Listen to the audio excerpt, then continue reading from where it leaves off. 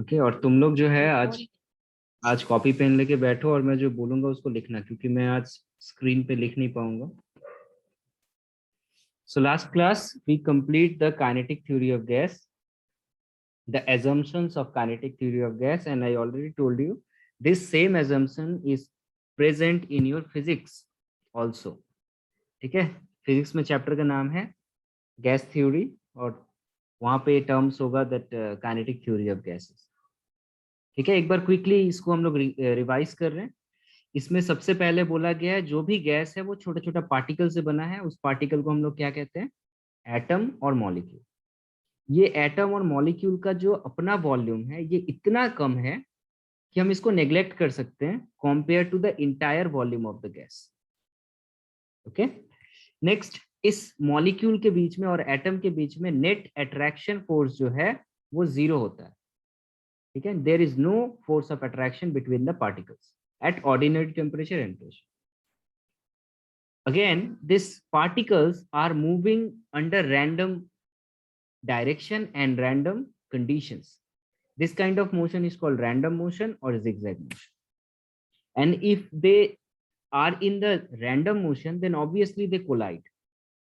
And their collision is a perfectly elastic in nature. And the pressure of a gas is produced from the collision of the particle to the wall of the container. ये समझ में आया था ये point?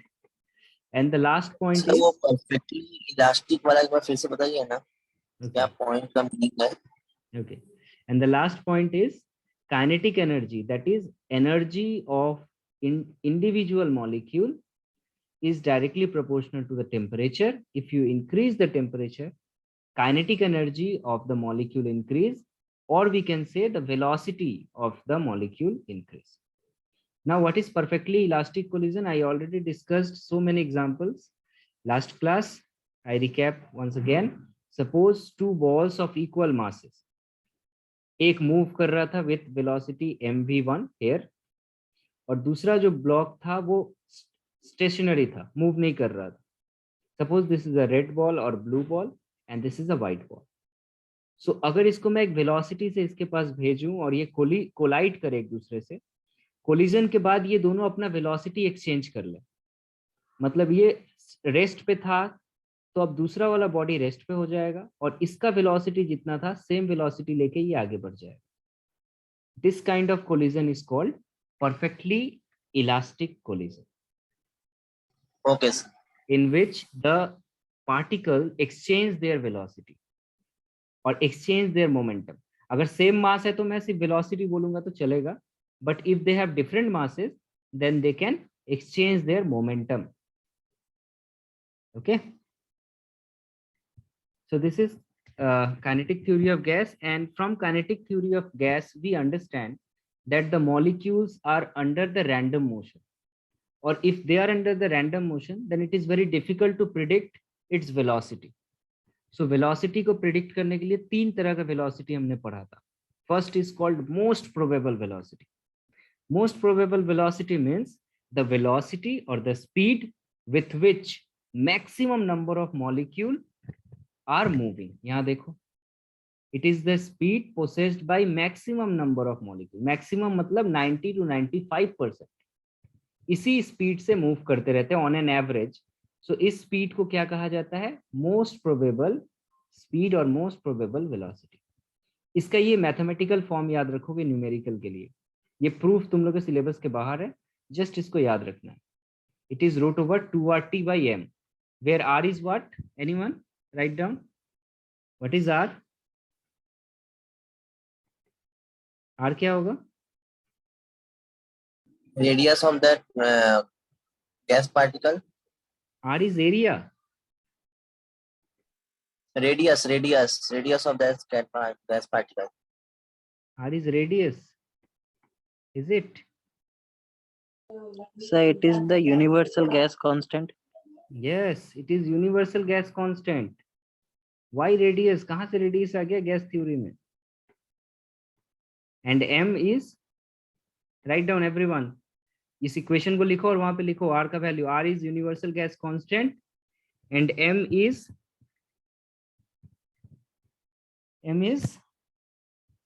mass of that gas. Not mass, capital M से mass को represent नहीं किया जाता साइंस में, स्मॉल एम से दिखा मोलर है। Molar mass, capital M represent molar mass, write down molar mass of gas, capital M is represent molar mass of gas, and T everyone knows, what is T? Temperature. सिर्फ temperature बोलने से चलेगा?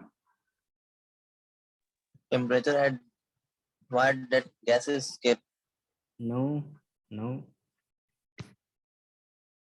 स्वयं, you also participate in class?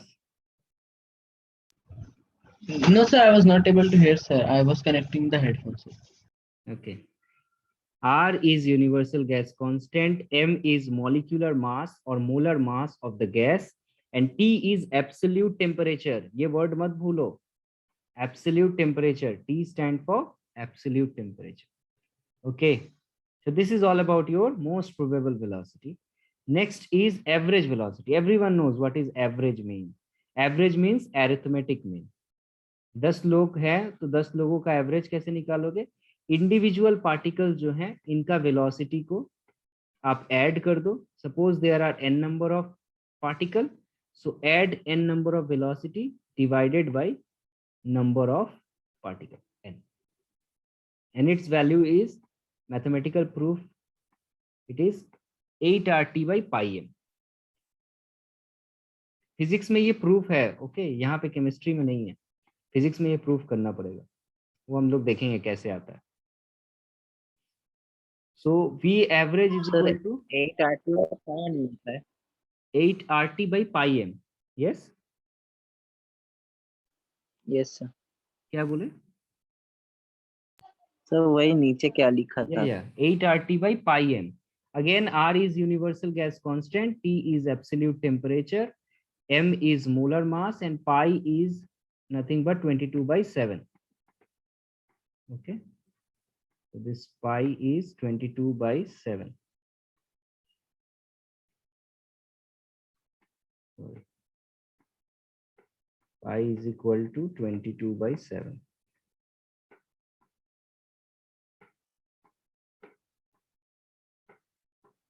Okay. Next is the most important. This is very, very important. This is called root mean square velocity. और इसको रटोगे नहीं, इसको मैं एक ट्रिक बताता हूँ, इसको कैसे याद करोगे। रूट मीन स्क्वायर वेलोसिटी, इसको रिवर्स ऑर्डर में रीड करो। रिवर्स ऑर्डर में अगर रीड करेंगे तो पहले क्या आता है? पहले आता है square. Speed. Square not speed. Root mean square, I said from here to here. So square means square individual velocity, हर वेलोसिटी का स्क्वायर कर दो। तो v1 square, v2 square, v3 square up to vn square कर दिया मैंने। Then square करने के बाद उनका मीन निकाल लो। स्क्वायर करने के बाद मीन निकाल लो। मीन कैसे निकालते हैं? स्क्वायर करके ऐड कर दो and divided by number of molecule से ऐड डिवाइड कर दो। सो मैंने पहले स्क्वायर किया, देन स्क्वायर का मीन निकाल लिया और मीन के ऊपर रूट को बिठा दो, तो कुछ ऐसा दिखने में आएगा। Finally your answer. एकदम रटने की जरूरत ही नहीं है। Yes, sir. First square, then take the mean and then take square root. That is why it is called root mean square velocity or root mean square speed. RMS speed. RMS बहुत पढ़ोगे लोग, science में RMS का बहुत ज्यादा importance होता है। ठीक है, इसको कहते हैं मैथमेटिकल एवरेज। ये एक अलग तरह का एवरेज होता है जो हम लोग पढ़ेंगे डिटेल्स में बाद में। इसका वैल्यू याद रखना, this is 3 RT by m. So I repeat, first one is your most probable velocity, root over 2 RT by m. Second is your average velocity, 8 RT by pi m. And root mean square velocity, 3 RT by m. Exam में क्या question पूछता है? देखो ऐसा question पूछता है, prove that this ratio is this much, और simply तुमसे रेशियो पूछ लेगा, बताओ कितना है ratio. Come on, do it everyone. Everyone just do this problem and send the solution to me. Sir, You have वो 4 minutes. RMS वाला एक बार फिर से दिखाएंगे? मैंने इस पर लास्ट वाला इक्वेशन नहीं लिखा था। 3 RT by m, root over 3 RT by m. Yeah. You have just 4 minutes. Solve करो और मुझे इसका पिक्चर भेजो अभी।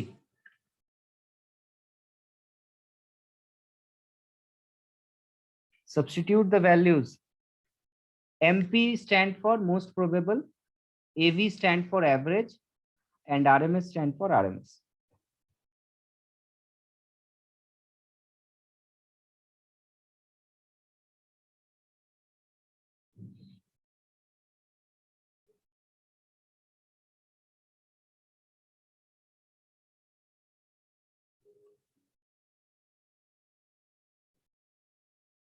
MP की जगह ये बैठा सकते हो √2RT/m, एवरेज की जगह √8RT/πm, एंड RMS की जगह 3RT/m.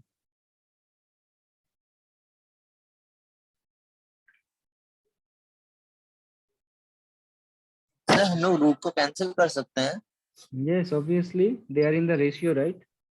So तुम लोग कैंसिल नहीं कर सकते, स्क्वायर कर सकते हो दोनों तरफ, हर एक इंडिविजुअल टर्म को स्क्वायर कर सकते हो.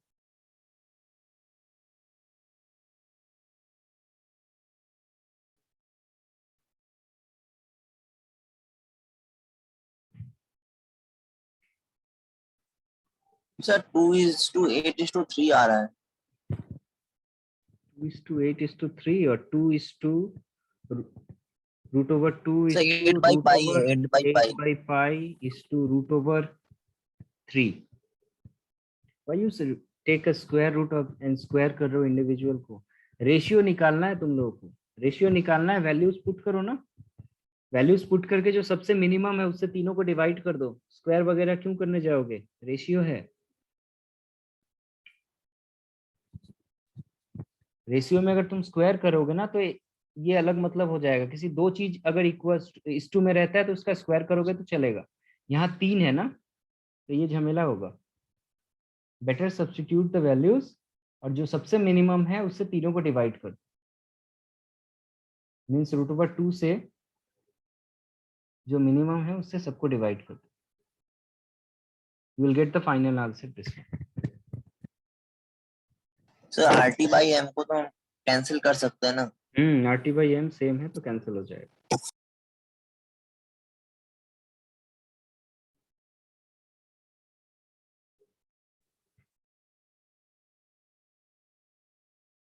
किसी का आंसर आया?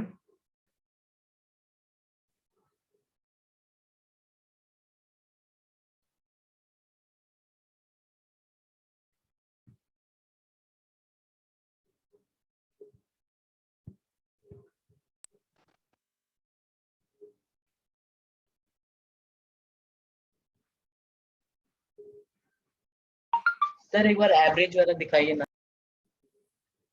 Which one? This one?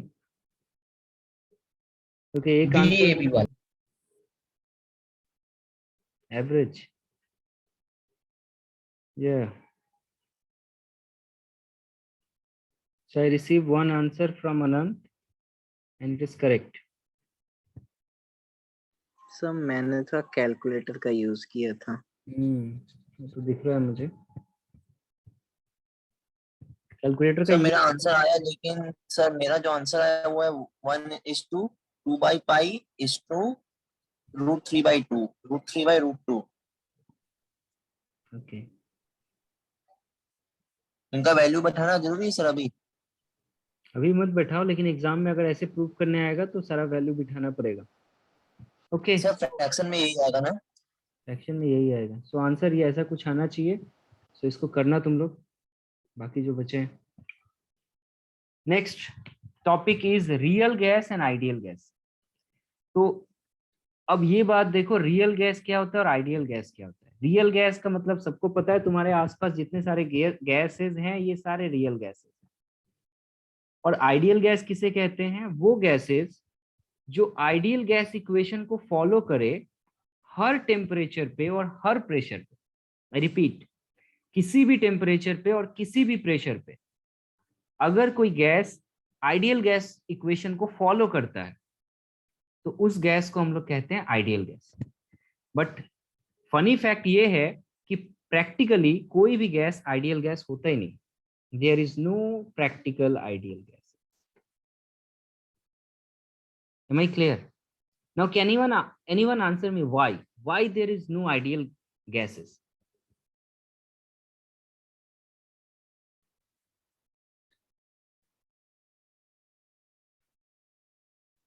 नहीं समझ में आया क्वेश्चन? आइडियल कोई भी अगर गैस आइडियल होता तो वो कोई भी टेम्परेचर या प्रेशर पे रिएक्ट कर सकता था। नहीं नहीं नहीं, प्रैक्टिकली कोई भी गैस आइडियल होने का मतलब उसके ऊपर पहला तो बात ये कि उसके ऊपर ये आइडियल गैस इक्वेशन सेटिस्फाइड होना चाहिए। यहाँ पे हम लोग आइडियल गैस इक्वेशन पढ़े थे। Here. This equation is called PV is equal to nRT. This is called ideal gas equation. इस इक्वेशन को सेटिस्फाइड करने के लिए हमने बहुत सारा एजम्पशन लिया, जिस एजम्पशन को कहा जाता है काइनेटिक थ्योरी ऑफ गैस का एजम्पशन, जिसको अभी अभी हमने रीड किया था। यहाँ पर कुछ बातें हमने पढ़ी हैं जो कि प्रैक्टिकल नहीं है। पहला बात तो ये कि इसमें बोल रहा है कि गैसेस के बीच में कोई अट्रैक्शन फोर्स होता ही नहीं, बट प्रैक्टिकली क्या होता है, गैसेस के बीच में अट्रैक्शन फोर्स होता है। अदरवाइज अगर अट्रैक्शन फोर्स ही ना हो तो आप कितना भी उसका प्रेशर कम इंक्रीज कर दो या कितना भी टेम्परेचर डिक्रीज कर दो, वो कभी लिक्विफाई होगा ही नहीं। बट प्रैक्टिकली गैसेस के ऊपर जब हाई प्रेशर अप्लाई किया जाता है तो वो क्या होते हैं, they are convert into liquid, means there is net attraction force between the gas molecule. Is it clear? तो ये एजम्पशन जो था ये यस सर। ओवरऑल एजम्पशन लिया गया एक आसानी के लिए, तो ये गलत बात है, ये प्रैक्टिकल गैस फॉलो नहीं करता। दूसरा ये सेकेंड वाला पॉइंट कि गैस का मॉलिक्यूल का जो वॉल्यूम है ये नेग्लेजिबल कर दो, जीरो कर दो। हम लोग किसी गैस का वॉल्यूम को, एक मॉलिक्यूल का वॉल्यूम अगर जीरो कर दे तो पूरा इंटायर गैस का वॉल्यूम ही तो जीरो हो जाएगा। तो हम लोग इसको नेग्लेक्ट नहीं कर सकते। The molecule have a finite volume. So ये दो एजम्पशंस के वजह से कोई भी रियल गैस जो है वो हमारा आइडियल गैस से डिफर कर जाता है। लेकिन ये चीज याद रखना, ये बहुत सारा एग्जाम में पूछा गया है कि under which condition the practical gases और real gases behave as ideal gas. तो ये कंडीशन याद रखना, at very high temperature and at very low pressure. जब आप बहुत हाई टेम्परेचर अप्लाई करोगे तो क्या होगा, गैस के बीच का एनर्जी इतना ज्यादा हो जाएगा, गैस मॉलिक्यूल के बीच का एनर्जी, कि इसके बीच में नेट अट्रैक्शन फोर्स जो है वो बहुत कम हो जाएगा। Isn't it? सपोज करो तुम लोग के स्कूल में तुम लोग कुछ फ्रेंड हो और तुम लोग का बहुत अच्छा बॉन्डिंग है, ठीक है, खाना खाने जाओगे साथ में जाते हो, ठीक है, जितने बदमाशी करोगे साथ में करोगे, ठीक है। और अगर तुम्हारा प्रिंसिपल आ जाए डंडा लेके कि जिसको साथ में देख लेगा उसको फिर पीटेगा, फिर क्या होगा, साथ में घूमोगे? Yes, sir. So your bond is break when high energy come. Okay. So energy आ गया तो bond टूट जाता है। So high temperature पे ये बात होती है। और उसका obviously ये भी एक वही फैक्ट है, लो प्रेशर। किसी गैस के ऊपर प्रेशर को एकदम डिक्रीज कर दो तो मॉलिक्यूल फ्री हो गए, उनके ऊपर कोई प्रेशर ही नहीं है। पेरेंट्स अगर प्रेशर देना छोड़ दे तुम लोग को पढ़ने के लिए तो तुम लोग पढ़ाई करोगे? You guys become ideal person, इधर उधर घूमने के लिए कहीं भी जाओ। So this is the two condition, remember, high temperature and low pressure. तो यहाँ मैंने लिख भी दिया है वो बातें कि at high temperature what happen, gas molecule move so quickly that there is no time to interact. इनके पास टाइम ही नहीं है इंटरेक्ट करने के लिए। And at low pressure what happen, gas molecule don't encounter each other very often. इतना pressure कम कर दोगे तो एक दूसरे के पास आएंगे नहीं, इतना फ्री मूव करें। तो ये बहुत बार पूछा गया है एग्जाम में, इसको अच्छे तरीके से याद रखो। And if you have any doubt ask me. Is it clear और not? Yes sir, clear. Next जो है compressibility factor. Compressibility factor is basically defines how a real gas is different to ideal gas. एक real gas ideal gas से कितना ज्यादा differ करता है, इसको एक्सप्रेस करने के लिए एक फैक्टर आया। इस फैक्टर को कहा जाता है compressibility factor and it is represented by the letter Z। ये क्या डिटरमाइन करता है? It is determine the extent of deviation. कोई भी गैस आइडियल गैस से कितना ज्यादा डिफर करेगा इसको मेजर करता है, ठीक है। अगर Z का वैल्यू 1 आ जाए, अगर Z का वैल्यू 1 आ जाए तो इसका क्या मतलब होगा? Because Z is nothing but nRT by PV. So if Z is equal to 1, what does it mean? Sir वो gas ideal ideal gas gas है है. PV is equal to nRT, right? When Z is equal to 1, yes sir. PV is equal to nRT, means that is the ideal gas equation. So ideal gas के लिए Z will be 1. Otherwise non-ideal gas के लिए और real gas के लिए Z is not equal to 1. Not equal to 1 मतलब दो चीज हो सकता है, या तो less than 1 हो सकता है या फिर greater than 1 हो सकता है. 0 हो सकता है क्या?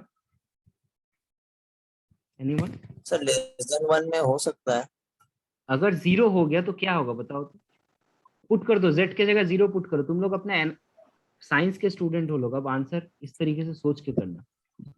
पुट करो Z के जगह सर, 0, एनआरटी इक्वल्स टू 0 हो जाएगा. nRT is equal to 0 हो जाएगा. What does it mean?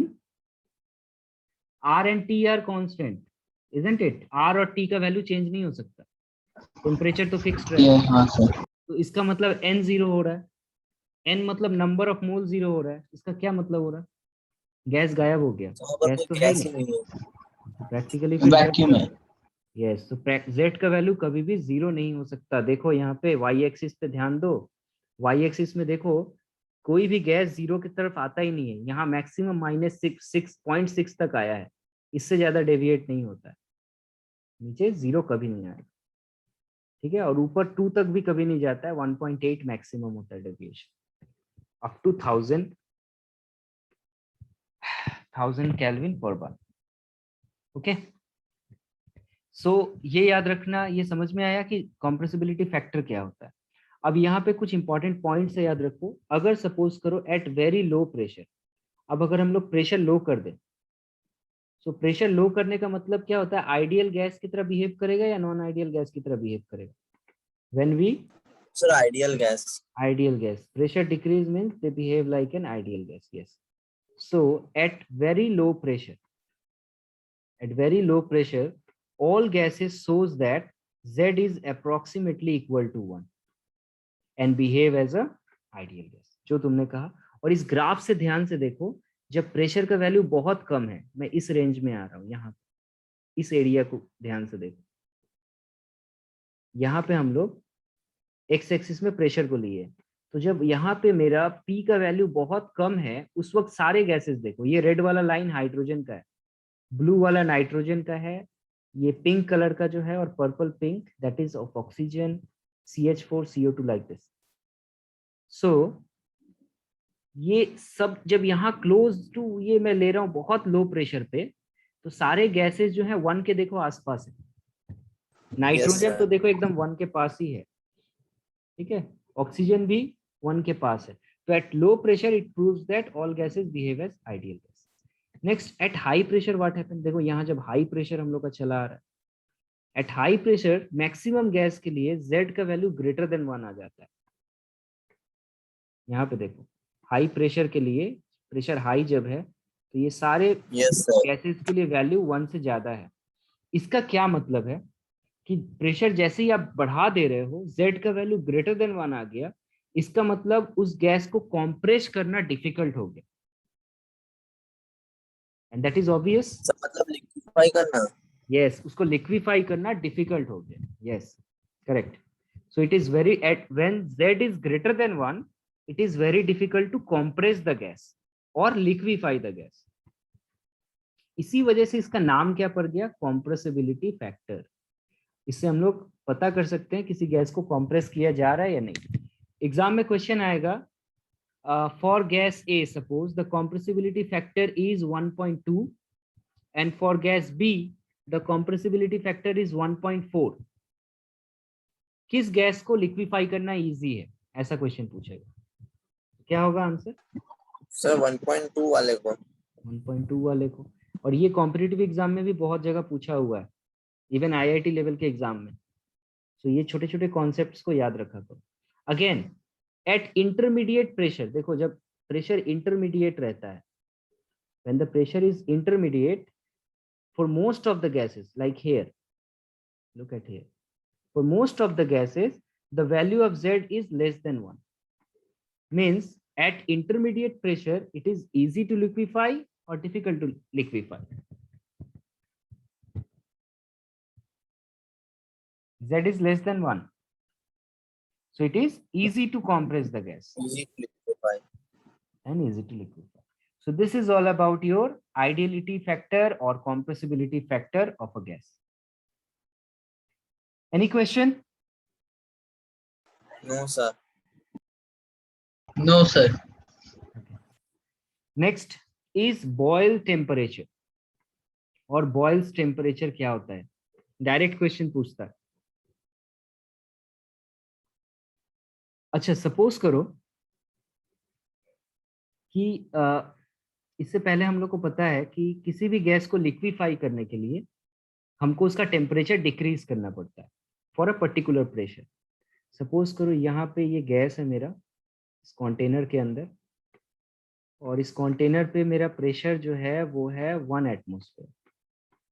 Okay, और मैं यहाँ पे इसका टेम्परेचर को जो है वो डिक्रीज करना शुरू करूंगा. तो टेम्परेचर को डिक्रीज करते करते एक ऐसा टेम्परेचर तो आएगा जब ये गैस पूरा लिक्विड में कन्वर्ट हो जाए. Isn't it? Yes, sir. उस टेम्परेचर को क्या कहते हैं हम लोग? Sir, ideal gas temperature. No no no no. उस टेम्परेचर पे जब कोई गैस लिक्विड में कन्वर्ट हो जाए उस टेम्परेचर को क्या बोलेंगे? Anyone? Ideal gas temperature. Sorry. Yes, मैंने सुना नहीं. It is liquefaction temperature, isn't it? Yes, sir. Yeah. Now suppose करो कि ये गैस जो है, सपोज करो ये ऑक्सीजन था और ये लिक्विफाई हो गया एट 1 एटमॉस्फेरिक प्रेशर जब मैं टेम्परेचर को डिक्रीज कर रहा हूं -160 केल्विन पे. अब मैंने क्या किया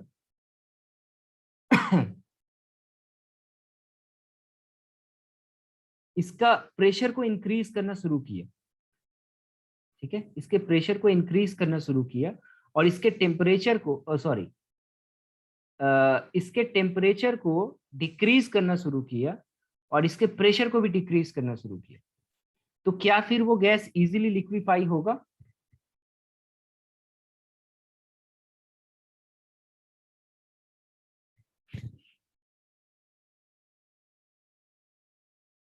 Is it clear? Hello.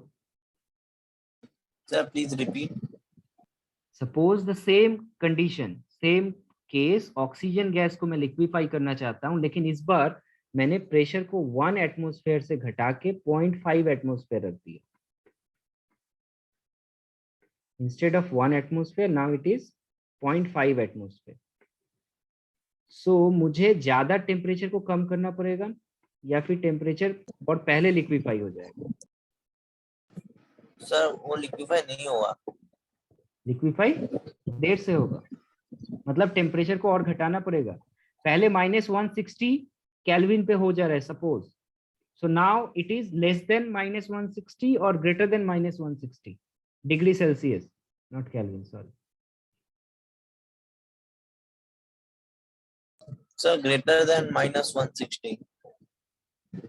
Greater than -160 मतलब 150.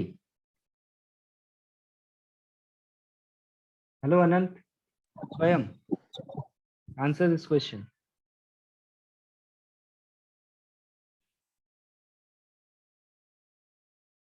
हाँ सर. मेरा क्वेश्चन समझ में आया? पहले जब प्रेशर में 1 एटमॉस्फेयर रख रहा था तो मेरा वो गैस जो है वो लिक्विफाई हो जा रहा था -160 डिग्री सेल्सियस. अब मैंने उसी गैस का प्रेशर को कम करके 0.5 एटमॉस्फेयर कर दिया. सर, प्रेशर कम करने से तो गैस जल्दी लिक्विफाई हो जाएगा ना. प्रेशर को कम कर दिया मैंने और टेम्परेचर को घटा के उसको लिक्विफाई करना चाह रहा हूँ, तो मुझे टेम्परेचर और कम घटाना पड़ेगा, मतलब -170 डिग्री तक जाना पड़ेगा या फिर पहले ही हो जाएगा? -170 डिग्री तक जाना पड़ेगा या फिर 140 डिग्री में ही हो जाएगा काम? सर, -170 डिग्री तक जाना पड़ेगा. One person, Deepak says 170. Anant, what do you think? Sir 170 तक जाना पड़ेगा. Everyone think 170. The reason is pressure घटाओगे तो मॉलिक्यूल और ज्यादा फ्री हो जाएंगे और वो और इधर उधर मूव Yes, करने sir. लगेंगे, इसलिए उसको डिफिकल्ट हो जा रहा है कॉम्प्रेस करना. Similarly, what is Yes. Boyle's temperature? Look, Boyle's temperature क्या है? The temperature at which a real gas obeys ideal gas law. उस टेम्परेचर एक रेंज को, the temperature range at which real gas obeys ideal gas equation over an appreciable range of pressure. एक certain range of pressure के अंदर वो ideal gas behaviour को अगर follow करता है, so that particular temperature is called your boiled temperature, and उसी को हम लोग दूसरा नाम होता है boil point. Okay, that temperature is called boil temperature और बॉइल. ठीक है, बॉइल टेम्परेचर क्या एक्सप्रेस करता है कि किसी गैस को कंप्रेस करना इजी है या डिफिकल्ट है, ये एक्सप्लेन करता है. एंड बॉइल्स पॉइंट जो है ये किसी गैस के नेचर पे डिपेंड करता है. Just look here, for hydrogen, nitrogen, oxygen, they have different curve. ये कर्व अलग अलग है. ठीक है, so this curve is depend on nature of the gas. So it depend on nature of the gas. Second is above their boil point, मतलब उस temperature के बाद किसी गैस को कंप्रेस करना डिफिकल्ट हो जाता है. So the real gas show positive deviation from the ideality, that is z is greater than 1, and below the Boyle's point z is less than 1. Is it clear? Yes, sir. Yes, sir. Okay. So next part is your van der Waals gas equation or correction of the ideal gas equation. Ideal gas equation जो real gas follow नहीं करता है, तो एक नया equation हम लोग बनाएंगे, उसको कह सकते हैं हम लोग real gas equation. Okay? So इसका बहुत सारा नाम है. एक तो नाम है correction of ideal gas equation. Ideal gas equation को correct करो. इसको van der Waals ने किया था, इसीलिए इसका नाम है van der Waals gas equation और real gas equation. इसको करने के लिए किसी जो दो एजम्पशन मैंने कहा तुम लोग को जो गलत है, इस दो एजम्पशन को करेक्ट करेंगे हम लोग, और बस ये दो एजम्पशन करेक्ट करते ही हमारा नया गैस इक्वेशन आ जाएगा. ओके, तो ये दो एजम्पशंस को एक बार देख लेते हैं हम लोग अच्छे तरीके से. We have just 6 minutes, so next lecture में इसको हम लोग पूरा कंप्लीट करेंगे. यहाँ जस्ट एजम्पशंस देख लेते हैं. We find that two assumptions of kinetic theory of gas do not hold good. कौन से दो थे मैंने ऑलरेडी बता दिया. पहला, there is no force of attraction between the molecule of gases. ये तो गलत है ना. there is no force of attraction between the molecule of gases. अगर ये assumption correct है, अगर मान लो ये assumption correct हो जाएगा, तो इसका मतलब मैं किसी भी गैस को जिंदगी में कभी भी लिक्विफाई तो कर ही नहीं पाऊंगा. इसका मतलब ये assumption जो था ये गलत था. is it okay or not? Yes, sir. Second assumption क्या था? Sir. volume of a molecule of a gas is negligibly small in comparison to the space occupied by the gas. मतलब एक मॉलिक्यूल का वॉल्यूम को आप neglect कर दीजिए, उसको जीरो पकड़ लीजिए compare to total volume of the gas. अगर ये assumption करेक्ट है मान लो, तो इसका क्या मतलब हो जाएगा? The pressure versus volume graph जो होता है एक्सपेरिमेंटल डाटा का, रियल का, and that theoretically calculated from Boyle's law should be coincide. Real graph और आइडियल ग्राफ कोइंसाइड हो जाता है, जो कि कभी प्रैक्टिकली ऐसा हुआ नहीं है. या फिर हम लोग इसको बोल सकते हैं, that the gas is practically not exist, the molecule is practically not exist. Is it clear? So ये दो एजम्पशन को करेक्ट करने के लिए क्या करना होगा? Anyone correct me? The first assumption को करेक्ट करो. सोचो तुम लोग क्या सोचते हैं अगर So, van der आप Waals की जगह. लिखेंगे there is force of attraction between the gas of molecule, मतलब molecule of gas. तो पहला तुम करेक्ट करके बोल रहे हो there is a finite force of There is a attraction or repulsion. Force of attraction. Yeah, force of attraction between the gas molecule. Correct. So this is the first assumption corrected by this. There is a finite interaction force exists between particle of the gases or molecule of the gases. Okay. Second one.